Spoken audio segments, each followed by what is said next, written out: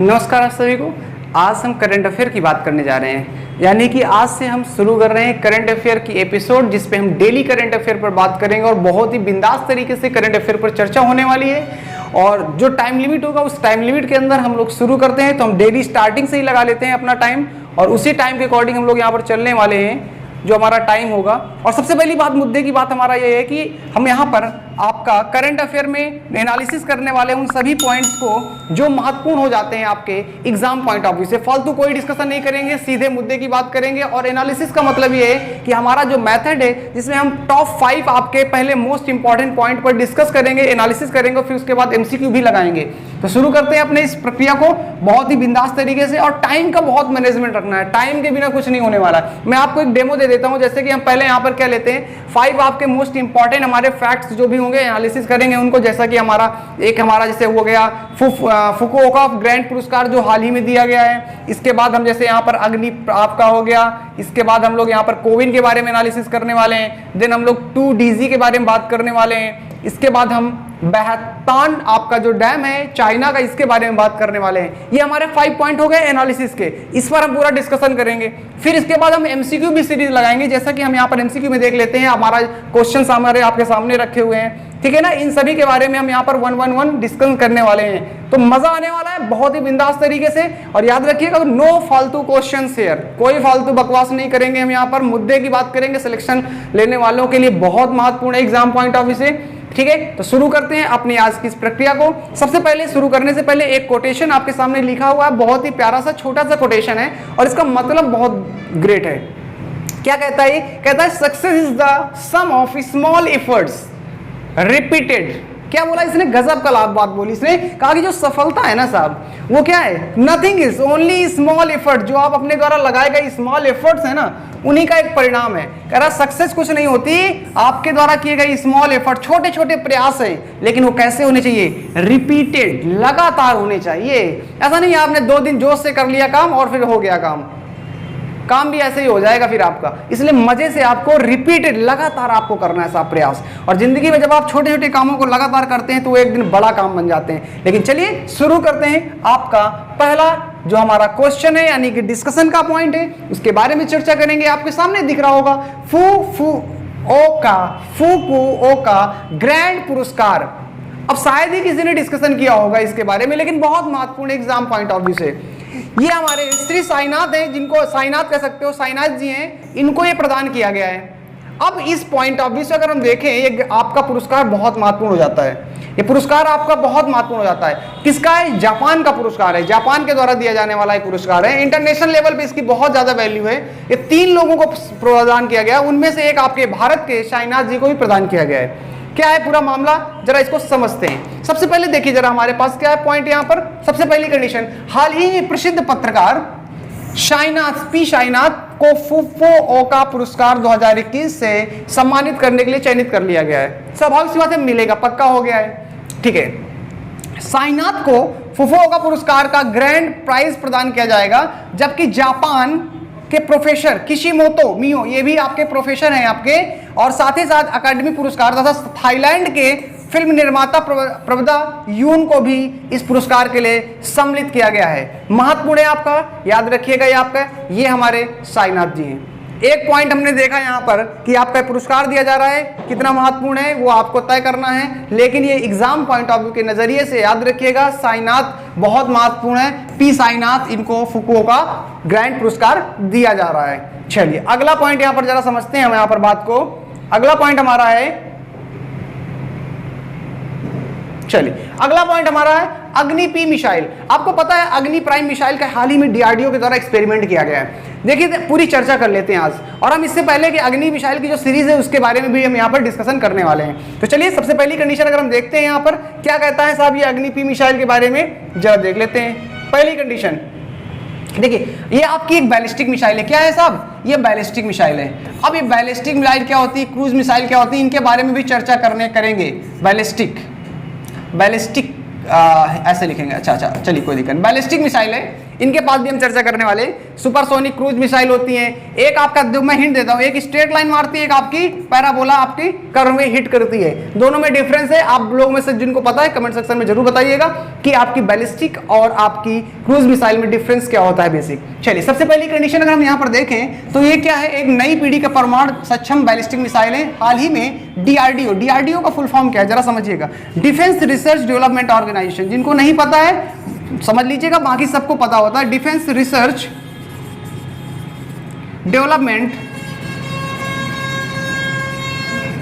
Organisation,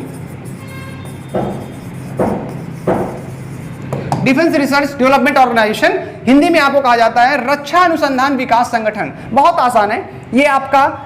defence DRDO क्या करता है, जो भी डिफेंस के आपके वीपन्स है ना उनको बनाने काम करता है, अग्नि पी जो ना, अग्नि श्रेणी की एक डेवलपमेंट मिसाइल है। अग्नि आपको याद होगा डॉक्टर एपीजे अब्दुल कलाम को मिसाइल मैन कहा जाता है, उन्होंने ही भारत में मिसाइलों की देन की है। और डीआरडीओ में जो अग्नि की सीरीज है, अग्नि 5 तक, अग्नि 1, अग्नि 2, अग्नि 3, अग्नि 4, अग्नि 5, ये सब उन्हीं की देन है। उसी का हमने एक एडवांस वर्जन अग्नि 5 के बाद अग्नि प्राइम बनाया हुआ है। That is a thing. तो ठीक है, ये आपको ध्यान रखना है। मिसाइलों का विस्तीर्ण, मिसाइल को लॉन्च करने के लगने के लिए आवश्यक समय को कम, मतलब इसका उद्देश्य सिर्फ इतना है कि ये टाइम ड्यूरेशन को कम करता है, अटैकिंग मोड ज्यादा है, एक्टिव ज्यादा है, मतलब ये एक तरह से फ्रीक्वेंट है, बहुत महत्वपूर्ण हो जाता है। ठीक है, दैट इज द कंडीशन। अच्छा, अगला थोड़ा सा हम देख लेते हैं इसी के बारे में, इसके बारे में थोड़ा सा और देख लेते हैं। जब हम इसके बारे में बात कर रहे हैं तो हमें इतना तो दायित्व बनता है कि अग्नि 5 के बारे में बात करनी चाहिए हमें। अग्नि 5 के मैं मिसाइल पर एक अलग से वीडियो बनाऊंगा जिसमें हम लोग समझेंगे मिसाइल के प्रकार कितने प्रकार से, कौन प्रकार, किस प्रकार की मिसाइल कौन डेवलप करता है, ठीक है ना, उन सब के बारे में डिस्कस करने वाले हैं। आपके अग्नि सीरीज के बारे में बात करें, चाहे नाग सीरीज के बारे में बात करें, चाहे आकाश सीरीज के, बहुत सारे आपकी मिसाइल्स है ना, इन सब के बारे में एक वीडियो आपको जरूर बनाकर मैं दूंगा। मजा आएगा उस वीडियो को देखने पे। लेकिन अभी थोड़ा सा समझते हैं हम लोग यहाँ पर हम लोग समझते हैं पहली कंडीशन। अग्नि 5 जो मिसाइल है, अग्नि 5 मिसाइल, इसका अगर हम बात करें तो जो आपका वजन था, वजन आपका लगभग 50,000 kg के आसपास है, और ये जो आपको कवर करती है लगभग 6000 किलोमीटर के आसपास थी, 6000 किलोमीटर, ठीक है ना, समथिंग लाइक। लेंथ इसकी 17 है, और ये जो आपका इंजन है आपके 3 इंजन में बटा हुआ, 3 स्टेज में बटा हुआ, और तीनों सॉलिड इंजन है आपके। कैसे इंजन है? सॉलिड। अब बहुत सारे लोगों को नहीं पता होगा, कोई बात नहीं है, लेकिन यहाँ पर आपका क्रायोजेनिक ईंधन होता है, सॉलिड लिक्विड, 3 प्रकार के ईंधन होते हैं। तो तीनों आपके सॉलिड होने का मतलब यह है कि 3 स्टेज में सॉलिड इंजन लगा हुआ है। फ्यूल होता है, फ्यूल मैटर करता है, फ्यूल के अकॉर्डिंग क्रायोजेनिक, सॉलिड और लिक्विड तय किया जाता है। जो आपकी आकाश में जैसे हम भेजते हैं, आकाश में मिसाइल्स वगैरह हम देते हैं, स्पेस में भेजते हैं, वहां पर क्रायोजेनिक भी यूज करना होता है, क्योंकि क्रायोजेनिक लॉन्ग टर्म तक ईंधन यूज किया जा सकता है। ठीक है, चलिए अब बात करते हैं इसके बारे में थोड़ा सा और। तो ये आपको पॉइंट समझ में आ गया होगा आसानी से। दूसरा कंडीशन अगर हम इसी में देखें तो यहां पर आपको दिख रहा होगा ये अग्नि 5 हमारी, अग्नि 2 है, अग्नि 3 इसके बारे में बोल रखा है। देखिए अग्नि 5 का एक्सपेरिमेंट पहली बार किया गया था 2012 में। कब किया गया? 2012 में, सॉरी 21 लिख गया, 2012 में। 2012 में हमने पहली बार अग्नि 5 का एक्सपेरिमेंट किया था। 7 किलोमीटर के आसपास इसका लेंथ थी, जहां तक ये मारक क्षमता थी कि आपका अटैक कर सकता था। बहुत ही उस समय के हिसाब से देखा जाए, उस समय के हिसाब से देखा जाए तो ये बहुत थी, लेकिन समय के साथ फिर हमने अग्नि 2 का एक्सपेरिमेंट किया 2013 में। इसकी मारक क्षमता हमने 2000 किलोमीटर रखी, हमने बढ़ाई, कैपेसिटी बढ़ाई। हमने अग्नि 3 की बात किया, हमने 2015 में डेवलप किया हमने, और 15 में डेवलप किया हमने, साथ ही साथ हमने इसकी मारक क्षमता 2500 बढ़ा दी। तो कहीं ना कहीं ये बहुत महत्वपूर्ण हो जाता है। और ये जो एक्सपेरिमेंट कर रहे हैं ना, वो हम कहाँ से करते हैं? वो हम करते हैं आपके उड़ीसा के पास आपका पड़ता है एक आइलैंड पड़ता है, उसका नाम है अब्दुल कलाम आइलैंड। उड़ीसा के पास पड़ता है अब्दुल कलाम आइलैंड, उड़ीसा में। आपको बताना है कि साहब उड़ीसा या अब्दुल कलाम, एपीजे अब्दुल कलाम आइलैंड जो रखा गया है, इसका पुराना नाम क्या है? इसका पुराना नाम क्या है, जहां से हम क्या करते हैं? एक्सपेरिमेंट करते हैं। आशा करते हैं थोड़ा सा इसमें मैंने प्रयास किया, ज्यादा मैंने इस पर प्रयास नहीं किया है। Intercontinental ballistic missile, surface to surface, यानी कि वही हिट करती है, सरफेस से सरफेस हिट करने वाली आपकी जो मिसाइल्स होती है, उसके बारे में बात की गई है। आशा करते हैं ये टॉपिक आपको इतना समझ में आया होगा। ठीक है, नेक्स्ट थोड़ा सा बात कर लेते हैं। नेक्स्ट बात करते हैं ये कोविन क्या है। कोविन एक बहुत टर्म आ रहा है। कोविड अलग है, कोविन अलग है। कोविड क्या है, कोविन क्या है, दोनों में अंतर है। जरा समझ लेते हैं क्या है दोनों में क्या है। ये कि कोविन जो वर्ड है ना, आप देखते होंगे आजकल वैक्सीन लगवाने का बड़ा चल रहा है, यानी कि सबको वैक्सीन लगाना, फटाफट लगवाना है। सरकार भी कह रही है आप वैक्सीन लगवा लो, थर्ड वेव आए उससे पहले आप वैक्सीन लगवा लो। उसके लिए आप रजिस्ट्रेशन करते हो, स्लॉट बुक करते हो, अपना जिस साइट से बुक करते हो ना वही कोविन है, कुछ नया नहीं है। लेकिन चर्चा में क्यों, इसके बारे में बात करूंगा। चर्चा में क्यों है इसके बारे में मैं बात करूंगा, लेकिन पहले समझते हैं कोविन के बारे में। तो ये जो कोविन है ना साहब, ये आपकी साइट है। अब ये क्या है इसके बारे में चर्चा, क्योंकि बहुत सारे देशों में इसकी डिमांड आ रही है साहब और पसंद किया गया है साहब इस मेथड को, क्योंकि हर देश के अपने अलग अलग मेथड है। हमने क्या किया कि पहले आप स्लॉट बुक करते हैं, फिर आप जाते हैं और नंबर से आसानी से लग भी जाता है। ये एक अच्छा मेथड था, एक जनरेट किया गया मेथड है। क्या है? कोविन एक इलेक्ट्रॉनिक वैक्सीन इंटेलिजेंस नेटवर्क है जो आपका, जिसका उपयोग टीकाकरण कार्यक्रमों के लिए किया जा रहा है। बिल्कुल सही बात है, रियल टाइम पे आपकी जो होता है उस टाइम पे आपको मिल जाता है आपको लगवाने के लिए, टीका वैक्सीन लगवाने के लिए। ये देश में कोविड-19 टीकाकरण की योजना, कार्यान्वयन, निगरानी, सब चीज को मूल्यांकन करता है, कितने लोगों को लग गया है। जब आप रजिस्ट्रेशन करेंगे तभी तो सरकार को डाटा मिलेगा ना। तो बहुत सारे देश सोच रहे हैं कि यार हमें हमारे पास भी ऐसी टेक्नोलॉजी मिल जाए या ऐसा ही एप्लीकेशन हम भी यूज करने लगे। सब तो नहीं बना पाते हैं, तो भारत से कहीं ना कहीं वो प्रभावित हो रहे हैं। ठीक है, इस पर याद रखिएगा। मध्य एशिया हो गया, अफ्रीका हो गया, लैटिन अमेरिका हो गया, इनके लगभग 50 देश यानी कि 50 कंट्री, याद रखिएगा कितनी कंट्रीज, 50 कंट्रीज ये चाहती है क्या साहब कि जो टेक्नोलॉजी है उनके साथ भी शेयर कर ली जाए। तो शेयर करने के लिए क्या है, संकेत दिए उन्होंने। भारतीय शीघ्र ही इन देशों के लिए अपनी कोविन एप्लीकेशन का ओपन सोर्स संस्करण प्रदान करेगा। यानी कि इंडिया भी चाहता है, ठीक है आप यूज करना चाहते हो लीजिए, हम तो हमेशा सभी देशों के लिए ओपन करते हैं रास्ते अपने, आपके लिए भी ओपन रास्ता है। ठीक है, दैट इज अ कंडीशन। तो ये हमारा एक आपका पॉइंट है इसके लिए। आशा करते हैं ये पॉइंट भी आपको समझ में आया होगा, कोविन भी आपको समझ में आ गया होगा, कोई दिक्कत नहीं जा रही होगी। क्लियर? आइए अगला देखिए जरा सा, अगला क्या कह रहा है आपका साहब, ये 2DZ क्या है? 2DZ एक नया वर्ड आया 2DZ, जरा इसको भी देख लेते हैं। 2DZ क्या है मेरे भाई? 2DZ क्या है? क्या हो गया? अच्छा अब बैक आ गया, चलो कोई इश्यू नहीं है। 2DZ क्या है देखो जरा भाई, 2DZ क्या है? ग्रीन कलर ले लेते हैं। 2DZ ये 4 पॉइंट है, ये इसका कोई ये नंबर है, मेरा काउंटिंग नंबर है, इसको मत टेंशन न ले लीजिएगा। ये आपका नाम है 2DZ ओरल ड्रग है। 2DZ ओरल ड्रग ये क्या है जरा मत समझिएगा, बहुत मुद्दा है। अभी हाल ही में जब सेकंड वेव आई थी, तो सबसे बड़ी समस्या क्या थी हमारे सामने? ऑक्सीजन सप्लाई की पड़ गई थी, ऑक्सीजन शॉर्टेज पड़ गया और बहुत सारे लोगों की डेथ इसी की वजह से हुई। अब सरकार ने कहा कि यार ऐसा कुछ होना चाहिए कि अगर हम नहीं पहुंचा पाते हैं ऑक्सीजन तो कोई सब्स्टिट्यूट मेथड होना चाहिए ना। हमारे पास ऑक्सीजन पर्याप्त मात्रा में थी लेकिन हम ट्रांसपोर्ट नहीं कर पाए उसको हॉस्पिटल तक, ये हमारे सामने सबसे बड़ी समस्या आई।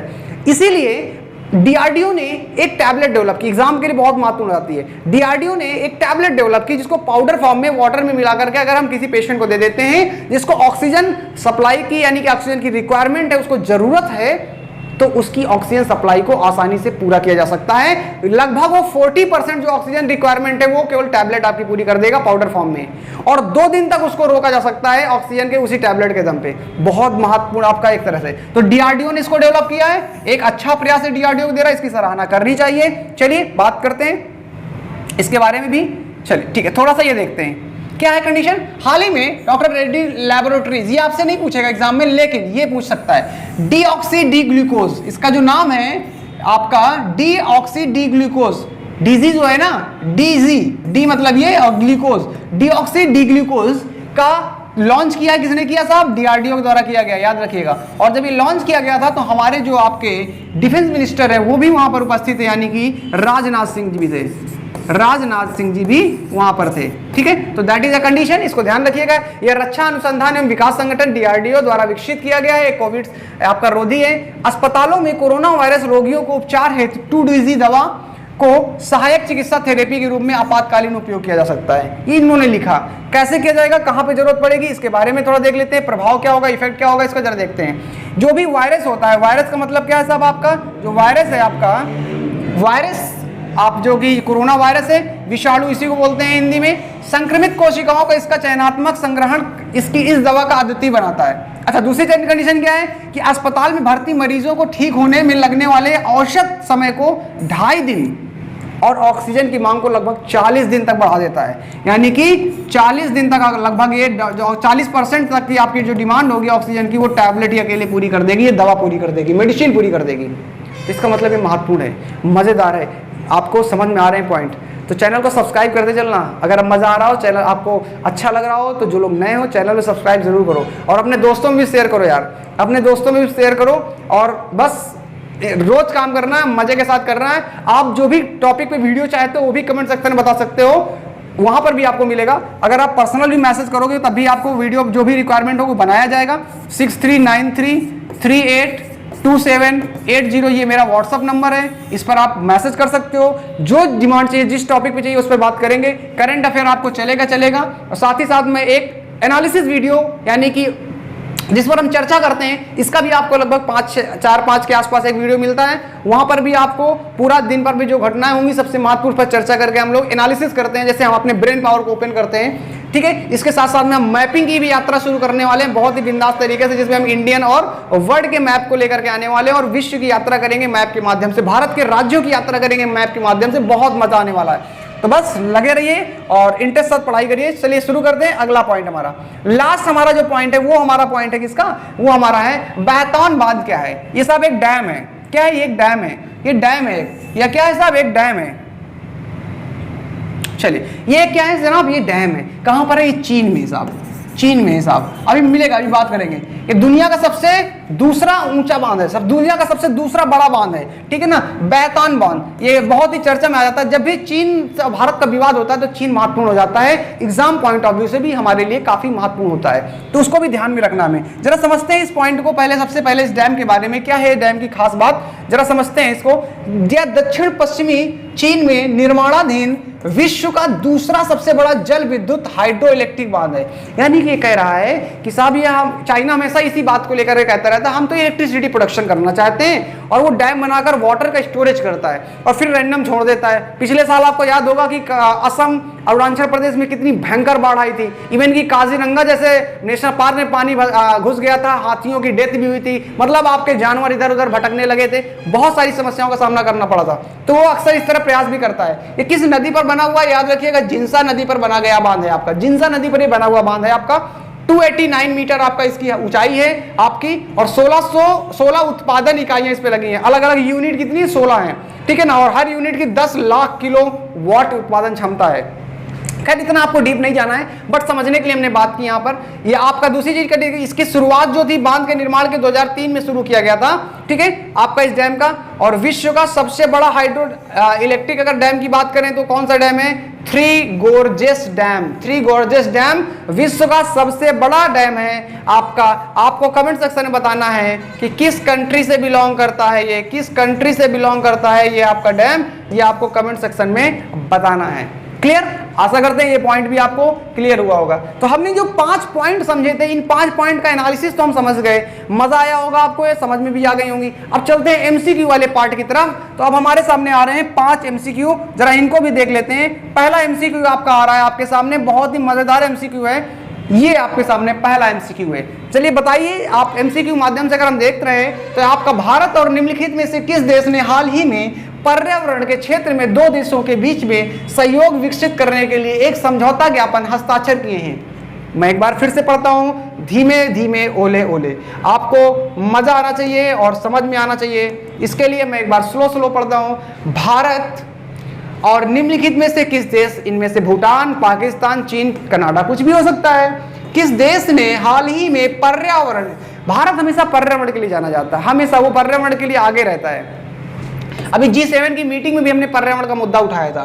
पर्यावरण के क्षेत्र में 2 देशों के बीच में सहयोग विकसित करने के लिए एक समझौता ज्ञापन किया है और उस पर हस्ताक्षर किया है साहब। वो आपका कौन सा देश है? भूटान है कि बांग्ला पाकिस्तान है कि चीन है कि कनाडा है? बताइए, आप जल्दी बताइए, आपके सामने बिल्कुल समय है, जल्दी से बताइए। आपके सामने घड़ी भी चल रही है, 17 मिनट, हम लोग 18 मिनट टॉस कर चुके हैं, तो कहीं ना कहीं आप थोड़ा सा फास्ट हो जाइए आप, और बस तेजी के साथ में काम करना है, मजे के साथ में काम करना है। And the right answer is that one, Bhutan. Bhutan इसका सही जवाब है, Bhutan is a right answer, याद रखिएगा, भूटान इसका सही जवाब है। चलिए थोड़ा सा पढ़ लेते हैं इसके कमेंट सेक्शन के बाद, आपका थोड़ा सा इसका डिटेल में एनालिसिस थोड़ा सा कर लेते हैं कि साहब ये क्या कहता है, भूटान क्या कहता है। कह रहा भारत और भूटान ने पर्यावरण के क्षेत्र में 2 देशों के बीच में सहयोग विकसित करने के लिए एक समझौते का ज्ञापन हस्ताक्षर किया है। पहली कंडीशन, किसके बीच में? भारत और भूटान के बीच में। समझौता ज्ञापन से संबंधित क्या है? कह रहा जलवायु परिवर्तन। किसके बारे में? जलवायु परिवर्तन, यानी कि क्लाइमेट, अगर क्लाइमेट चेंज के बारे में वार्तालाप होगी, जैसे उसको रोका जा सकता है या उसको कंट्रोल किया जा सकता है। कचरा प्रबंधन, वेस्ट मैनेजमेंट, किसके बारे में? वेस्ट मैनेजमेंट, यहां पर हमने इसके बारे में भी बात किया है साहब, वेस्ट मैनेजमेंट के बारे में।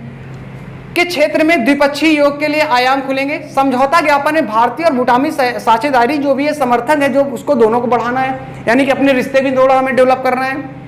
साथ ही साथ अपशिष्ट प्रबंधन, वही आपका वेस्ट मैनेजमेंट की बात कर रहा है।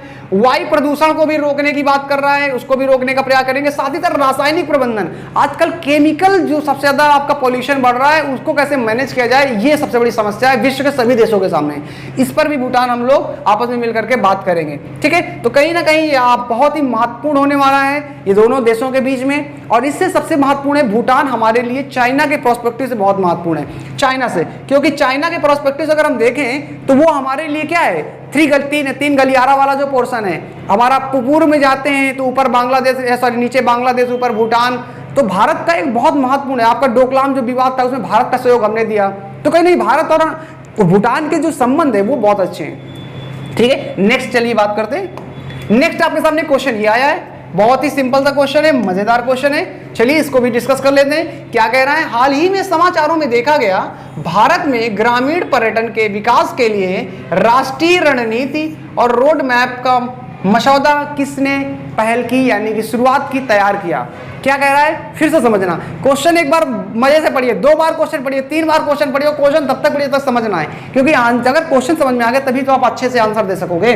क्या बोल रहा है, हाल ही में समाचारों में देखा गया भारत में ग्रामीण पर्यटन के विकास के लिए राष्ट्रीय रणनीति का मसौदा कौन तैयार कर रहा है। देखिए है क्या, रूरल बैकग्राउंड में अगर हम देखें तो बहुत सारी समस्याएं हैं, लेकिन वहां पर नए नए आयाम भी खुल रहे हैं। अगर पर्यटन के क्षेत्र में भारतीय संस्कृति को दिखाना है तो विश्व के बहुत सारे देश आकर्षित होते हैं यहाँ पे आने के लिए, घूमने के लिए आते हैं। इवन कि बहुत सारे तो फॉरेनर्स हैं, संत बन के यहाँ पे रुके हुए, हमारे मंदिरों में जाएंगे तो वहाँ पे संत के रूप में बने बैठे हैं साहब, क्योंकि उनको अट्रैक्शन लगता है साहब, ये क्या है, लाल रंग कपड़े से पहने, चंदन लगाए, माला डाले, ये साहब लोग जो घूमते हैं, ये एक नया इनका ट्रेंड क्या है, तो ये उनको आकर्षण लगता है। जैसे हम उनको देखकर आकर्षित होते हैं, उनके कपड़ों को देखकर आकर्षित होते हैं ना, उसी प्रकार वो हमको भी देख करके आकर्षित होते हैं, क्योंकि जिसके पास जो चीज होती है उसे वो कभी पसंद नहीं होती साहब, वो दूसरे पे ही नजर रखता है हमेशा, ठीक है। बाकी आप समझ गए होंगे, जिसके पास जो चीजें होती है वो दूसरे पर नजर रखने का प्रयास करता है। क्वेश्चन का ऑप्शन है आपके पास, ग्रामीण विकास मंत्रालय क्या इसने तैयार किया है, नीति आयोग क्या इसने तैयार किया है, पर्यटन मंत्रालय क्या इसके द्वारा तैयार किया गया है, गृह मंत्रालय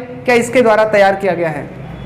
ये हमारे पास 4 ऑप्शन है, चलिए बात करते हैं। But the right answer is that, actually इसका राइट आंसर है जो हमारा, वो है आपका पर्यटन मंत्रालय, यानी कि पर्यटन मंत्रालय के द्वारा इसको तैयार किया गया है। चलिए इसको बात कर लेते हैं, थोड़ा सा डिस्कस कर लेते हैं। क्या कह रहा है, पर्यटन मंत्रालय भारत में ग्रामीण पर्यटन के विकास के लिए राष्ट्रीय रणनीति और रोडमैप के मसौदे पर प्रतिक्रिया आमंत्रित करता है। अच्छा, यानी कि अभी जो हमने देखा वही तो बात कर रहा है। कौन डिपार्ट कर रहा है साहब, पर्यटन मंत्रालय, किसके बारे में, ग्रामीण पर्यटन को विकास के लिए साहब कर रहा है। अच्छा, पर्यटन मंत्रालय का मुख्य जो उद्देश्य है भारत में इनबाउंड एंड घरेलू दोनों तरह के पर्यटन को बढ़ावा देना, यानी कि इंटरनल पूरी की पूरी एक तरह से डेवलपमेंट। भारत में क्या है ना, नियम होता है ना कि सब ग्रामीण क्षेत्रों में 4-5 महीने जब तक खेती में काम होता है तब तक तो लोग रहते हैं, बाकी टाइम घर में रेस्ट करते हैं। अब जरूरत है उनको अपनी थोड़ा सा अन्य चीजों में भी उनको व्यस्त रखने की, भारत सरकार प्रयास कर रही है, बहुत अच्छा है। पर्यटन मंत्रालय ने ग्रामीण पर्यटन की अपार संभावनाओं की खोज की है, कहीं ना कहीं यही बात कर रहा है।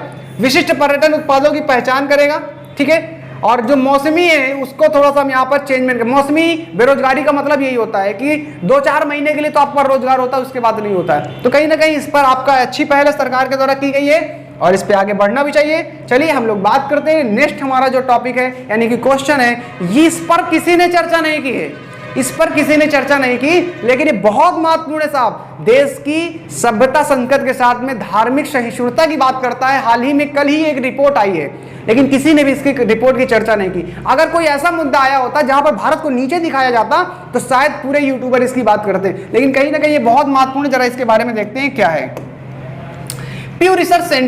प्यू रिसर्च सेंटर द्वारा धार्मिक स्वतंत्रता पर एक रिपोर्ट के संदर्भ में निम्नलिखित कथनों पर विचार कीजिए। क्या कहती है, पहला कहता है 91% हिंदुओं ने महसूस किया कि उन्हें धार्मिक स्वतंत्रता है, जबकि उनमें से 85% इस बात की मानते हैं कि सभी धर्मों का सम्मान करना एक भारतीय की निशानी है। 85 ऐसे हिंदू मानते हैं जो कहते हैं कि साहब कि सभी धर्मों का सम्मान करो और करना चाहिए, यही एक अच्छे भारतीय की सम्मान आपका पहचान है। और 91% कहते हैं कि हम लोग धार्मिक तौर पे सुरक्षित हैं। क्या ये पॉइंट सही है गलत है, इस रिपोर्ट के आधार पर इस पर चर्चा करेंगे, अभी हम लोग देखेंगे। अभी इस पर क्वेश्चन मार्क लगा देते हैं। केवल 20% मुसलमान और ईसाइयों ने कहा कि भारत में अपने धर्म का पालन करने के लिए स्वतंत्र महसूस करते हैं। क्या सेवर ये, अगर ये सही है इसको भी हम देखेंगे। ऊपर दिए गए कथनों के आधार पर आप चयन करिए, केवल 1, केवल 2, केवल 1 और 2, ना तो 1 ना तो 2। बताइए आप लोग, बताइए क्या हो सकता है, कमेंट सेक्शन में अपने आंसर बताइए और नोट्स भी बनाते चला करिए। आप सिर्फ देखिए मत। 90% स्टूडेंट की सबसे बड़ी समस्या पता है क्या है, जो मैं महसूस करता हूँ ऑफलाइन पढ़ाते समय महसूस करता हूँ, तो मैं वहाँ पर देखता हूँ अपना जो सेंटर है कानपुर में है, और अगर कोई आसपास का स्टूडेंट देख रहा हो तो जरूर संपर्क करें, मज़ा आने वाला है। कानपुर में है और मैंने नंबर आपको बता ही दिया है 6393382780। क्लियर। चलिए बात करते हैं इस क्वेश्चन को, थोड़ा सा समझने का प्रयास करते हैं और इसका जो सही जवाब है अगर हम देखें यहाँ पर, तो यहाँ पर पहला जो स्टेटमेंट है वो हमारा सही हो जाता है। पहला स्टेटमेंट हमारा वो सही हो जाता है, लेकिन दूसरा स्टेटमेंट गलत है। दूसरा स्टेटमेंट गलत है मेरे भाई, दूसरा स्टेटमेंट गलत है। चलिए तो देखते हैं यहाँ पर हमारा सही हो जाएगा कौन सा ऑप्शन, केवल और केवल पहला सही होगा, यानी कि first is the right answer. चलिए आते हैं जरा डिस्क्रिप्शन में बात कर लें और क्या कह रही है हमारी इस पूरी टीम के बारे में, जरा देखते हैं। रिपोर्ट में पाया गया कि 91% हिंदुओं ने महसूस किया कि उन्हें धार्मिक स्वतंत्रता, भी थोड़ी देर पहले चर्चा की थी हमने, जबकि 85 का मानना है कि सभी धर्मों का सम्मान करना चाहिए और सच्चे भारतीय होने के लिए बहुत महत्वपूर्ण है, यही तो था। इसका मतलब हमारा पहला पॉइंट बिल्कुल सही था। क्लियर। अच्छा, लेकिन यहीं पर क्या कहा गया, इसके अलावा अधिकांश हिंदुओं के लिए धार्मिक सहिष्णुता न केवल एक नागरिक गुण था बल्कि एक धार्मिक मूल्य भी था, जिनमें से 80% ने कहा कि अन्य धर्म का सम्मान करना हिंदू होने का एक अभिन्न पहलू है और था। बिल्कुल सही बात है और करना भी चाहिए। अन्य धर्मों की स्वतंत्रता और धार्मिक असहिष्णुता के लिए एक समान संख्या दिखाई दी गई है। चलिए अब यहां पर इंपॉर्टेंट फैक्ट ये वाला आता है, 89% मुसलमानों और ईसाइयों ने कहा कि वे अपने धर्म का पालन करने के लिए स्वतंत्र महसूस करते हैं। 89% ने कहा और यहाँ पर कितना था 20%, यानी कि जो लोग इस बात के लिए कहते हैं कि साहब हिंदू केवल सुरक्षित है, बाकी सब खतरे में, मुस्लिम खतरे में या हिंदू खतरे में, ये सब ढकोसलेबाजी है, सब बकवास है।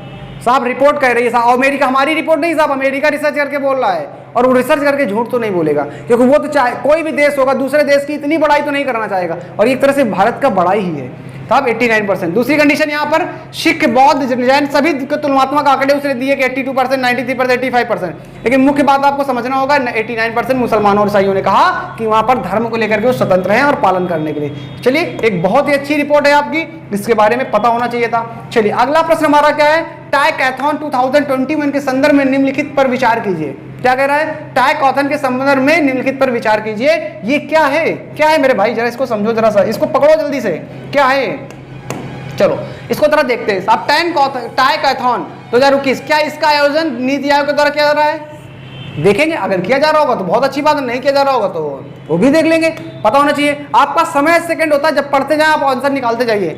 दूसरा क्या कहता है, यह एक विशेष प्रकार का हैकाथॉन है जहां स्कूलों और कॉलेजों के छात्र और शिक्षक, डिजाइन विशेषज्ञ, खिलौने विशेषज्ञ और स्टार्टअप भारतीय संस्कृति, यानी कि कहने का मतलब यह है कि जो कहना चाह रहा है यहाँ पर जो कार्यक्रम है शिक्षक पर्पस के लिए, बच्चों के लिए, स्कूल कॉलेज के छात्र, अगर कोई स्टार्टअप का प्लान है वो आप जाकर के रखिए, और वो प्रदर्शनी का एक तरह से केंद्र है, ठीक है ना। खिलौने और खिलौने से विकास के लिए विचारों को एकत्रित करने का एक संग्रह है, और अगर अच्छे विचार होंगे तो सरकार भी सपोर्ट करेगी, आपको फंड भी मिलते हैं। ऊपर दिए गए कथनों में कौन सही है बताना है आपको। क्या है आपको पहला सही है, क्या केवल दूसरा सही है, क्या पहला और दूसरा दोनों सही है, क्या ना तो पहला ना तो दूसरा, बताइए। अगर आपने पढ़ा होगा तो आंसर को दे सकते हैं, नहीं पढ़ा होगा तो भी कोई दिक्कत वाली बात नहीं, क्योंकि आंसर तो हम लोग डिस्कस करने ही वाले हैं, कोई टेंशन वाली बात नहीं, लेकिन अब पता हो जाना चाहिए। पहली कंडीशन, इसको नीति आयोग नहीं करता है मेरे भाई, नीति आयोग तो नहीं करता है। चलो मैं इसको पहले हटा देता हूँ, नहीं बहुत गंदा लगेगा, बहुत गंदा लगेगा। नीति आयोग तो नहीं करता, पहली कंडीशन, ठीक है ना, ये नहीं करता है। But second is the right answer. बाल विकास मंत्रालय के द्वारा किया जाता है, महिला विकास मंत्रालय के द्वारा मिलकर के सहयोग किया जाता है, लेकिन नीति आयोग का उसमें कोई पार्टिसिपेशन नहीं है। So the right answer will be what, 2 is a right answer, 2 is a right answer. चलिए थोड़ा सा आगे देख लेते हैं क्या कहता है मेरे भाई आगे, ये जरा इसको समझते हैं। केंद्रीय महिला, क्या कहता है, अरे यार हाँ, केंद्रीय महिला एवं बाल विकास वस्त्र मंत्री ने टाइकैथॉन 2021 का उद्घाटन किया। चलिए क्या है इसके बारे में देख लेते हैं। मंत्रालय ने संयुक्त रूप से अन्य 5 मंत्रालयों को भी शामिल किया इसने, जिसमें से 9 विषय रखे गए। कितने, 9 विषय, याद रखिएगा 9 विषय हैं इसमें, जिनमें से हमने बात की थी उसी तरह के विषय हैं। शिक्षा हो, स्कूल हो, सामाजिक सेवा हो, भारतीय संस्कृति, वो भी देखो पढ़ा था वहां पे, लोकाचार हो, व्यवसाय संबंधित हो, इन सभी पर, वातावरण से रिलेटेड हो, दिव्यांग जो लोग देख नहीं पाते उनके बारे में, फिटनेस से लेकर के खिलौने, भारतीय खिलौने से लेकर के, इनको सभी के बारे में डिजाइन, अपना अपना खाका तैयार करना, एक नई सोच जो भी हो, उन सब के बारे में यहाँ पर चर्चा की जा रही है। बहुत अच्छा प्रयास है ये भी सरकार के द्वारा जो किया जा रहा है। इससे लोगों की सोच निकलेगी बाहर, लोगों को विकास के मौके मिलेंगे, उनके जो सपने हैं वो भी साकार किए जा सकते हैं। चलिए अगला हमारा और आखिरी प्रश्न आज का होगा, जो एमसीक्यू का 5 प्रश्न है उनमें से आखिरी प्रश्न आपके सामने ये है और इंपॉर्टेंट प्रश्न है कि प्रश्न निम्नलिखित में से कौन हाल ही में ईरान के राष्ट्रपति बने हैं। हाल ही में ईरान के राष्ट्रपति कौन बने हैं, जरा इसको समझ लेते हैं। हाल ही में ईरान के राष्ट्रपति कौन बने हैं? मोहसिन रजा, क्या अब्दुल नसीर, इब्राहिम राइसी, शहीद जलीलिक, कौन बना है बताइए। हाल ही में ईरान के राष्ट्रपति कौन है? और मैं आपको हिंट दे दूं, इससे पहले ये सीजीआई रहे हैं, यानी कि चीफ जस्टिस ऑफ रहे हैं, सॉरी सीजीआई में बोल रहा हूं, यानी कि वहां के सुप्रीम कोर्ट के न्यायाधीश रहे हैं। सीजीआई का तो मतलब ये होता है कि चीफ जस्टिस ऑफ इंडिया। देखिए कोई बात नहीं, हो जाती है मिस्टेक चलते बोलते बोलते। सीजीआई मतलब वहां के सुप्रीम कोर्ट के मुख्य न्यायाधीश भी रह चुके हैं। बताइए कौन सा ऑप्शन सही है इसका? बट द राइट आंसर, अगर आप नहीं बता पा रहे, मेरे भाई क्या खुल गया, चल चल चल चल चल चल, कोई बात नहीं कोई बात नहीं, चलो आप देखो जरा क्या बोल रहा है साहब। मोहसिन रजा, अब्दुल नसीर, इब्राहिम राइसी। इसका सही जवाब जो है, इसका सही जवाब है वो है Ibrahim Raisi is the right answer. C is the right answer, C is the right answer.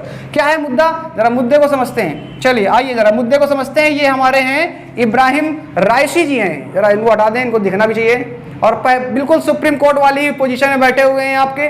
चलिए इसके बारे में थोड़ा देख लेते हैं। कट्टरपंथी हैं भैया, कट्टरपंथी हैं इब्राहिम राइसी। और आपको पता होगा कि ईरान में आपका शिया और सुन्नी की लड़ाई चलती रहती है। शिया और सुन्नी की तो लड़ाई चलती है मेरे भाई, शिया और सुन्नी की। और वहाँ की जो आबादी है उसमें से 90% आबादी जो है आपकी वो कैसी है, शिया की है। किसकी आबादी? 90% आबादी जो है वो शिया की है। तो ये ध्यान में रखना है आपका। चलो थोड़ा सा हटा देते हैं। हाँ अब समझ में आ रहा होगा आपको, अब समझ में आ रहा होगा। चलिए देखिए क्या है, मैं एक बार फिर से देखिए इसको थोड़ा समझाने का प्रयास करता हूँ। कट्टरपंथी इब्राहिम राइसी हैं, ईरान के राष्ट्रपति बने, याद रखिएगा ईरान के राष्ट्रपति इंपॉर्टेंट हैं। दूसरी कंडीशन, इन्होंने हसन रूहानी को का स्थान लिया। अभी तक कौन थे? हसन रूहानी थे, ठीक है। 13वें राष्ट्रपति होंगे, 13 नंबर के राष्ट्रपति होंगे, 13वें राष्ट्रपति होंगे आपके। भारत के जो राष्ट्रपति हैं रामनाथ कोविंद जी, कौन से नंबर के हैं? आप कमेंट सेक्शन में जरूर बताइए, क्योंकि राष्ट्रपति भारत के भी बहुत चर्चा में रहे। कानपुर की यात्रा में थे, लखनऊ की यात्रा में थे, चर्चा में थे।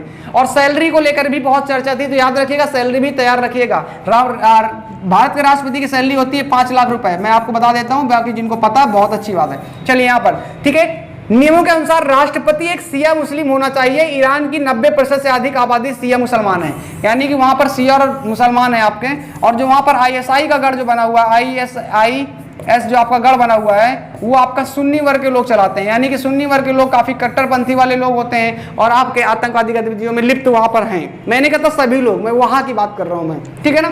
सऊदी अरब जो कंट्री है वो सुन्नी कंट्री है। चलिए तो हमारा ये कहीं ना कहीं आज का ये हमारा एपिसोड रहा। आशा करते हैं आपको ये मजा आई होंगी चीजें। इनके बारे में थोड़ा और देख लेते हैं, राइसी जी के बारे में। राइसी जी के बारे में देख लेते हैं। क्या राइसी कौन है? राइसी पहली बार प्रमुखता आए जब वे 1980 में कार्य के अभियोजक जनरल बने, यानी कि जनरल बने थे वो। 2004 में 2014 तक वो आपके अभियोजक और न्यायपालिका का प्रमुख के रूप में भी रहे, डिप्टी पद में रहे। 2014 से 2016 तक ईरान के अभियोजक जनरल बने रहे। 2019 में राइसी को ईरान की न्यायपालिका का प्रमुख बनाया गया, मतलब हमेशा उच्च पदों में रहे, न्यायपालिका का प्रमुख बनाया गया। तो कहीं ना कहीं आपका महत्वपूर्ण हो जाता है। एक नियुक्त जिसने ईरान इराक युद्ध के बाद 1988 में हजारों राजनीतिक कैदियों की सामूहिक फांसी में शामिल होने के कारण चिंताओं को जन्म दिया था। मतलब इनका ये विवादित रहता है और ये थोड़ा सा कट्टरपंथी इसीलिए कहा जाता है क्योंकि डिसीजन लेने में स्ट्रिक्ट हैं, जो भी निर्णय लेंगे बिल्कुल सीधा सपाट लेंगे, किसी प्रकार का इनको डर नहीं रहता है। तो ये आपका पूरा का पूरा आज का रहा हमारा प्रोग्राम। आशा करते हैं आपको ये मजा आया होगा, और अगर मजा आया है तो वीडियो को जरूर यार लाइक करिएगा, शेयर करिएगा और अपने दोस्तों में भी शेयर करिए, चैनल को सब्सक्राइब जरूर करिए। और चलते चलते फिर से मैं आपको एक बात बता देता हूं कि ये कोटेशन आप कभी मत भूलिएगा, कोटेशन आप कभी मत भूलिएगा। क्या कहती है? प्यारी सी कोटेशन है और वो सिर्फ यही कहती है कि छोटे छोटे अगर आप स्टेप भी लोगे ना, कोई फर्क नहीं पड़ता, लेकिन लगातार होनी चाहिए। छोटे छोटे स्टेप लो, लगातार लो, बस यही सफलता की जर्नी है, यही सफलता कुंजी है। मिलते हैं फिर कल आपके इस करंट अफेयर के साथ में। आपको वीडियो मिलते रहेंगे छोटे मोटे आपके अलग अलग विषयों के, लेकिन करंट अफेयर पे फिर मिलते हैं किसी नए टॉपिक के 10 क्वेश्चन, जिनमें से 5 एनालिसिस और 5 MCQ। अब वीडियो में आपको अच्छा लगा कमेंट सेक्शन में जरूर बताइएगा अपना ओपिनियन। तब तक के लिए नमस्कार, जय हिंद, जय भारत।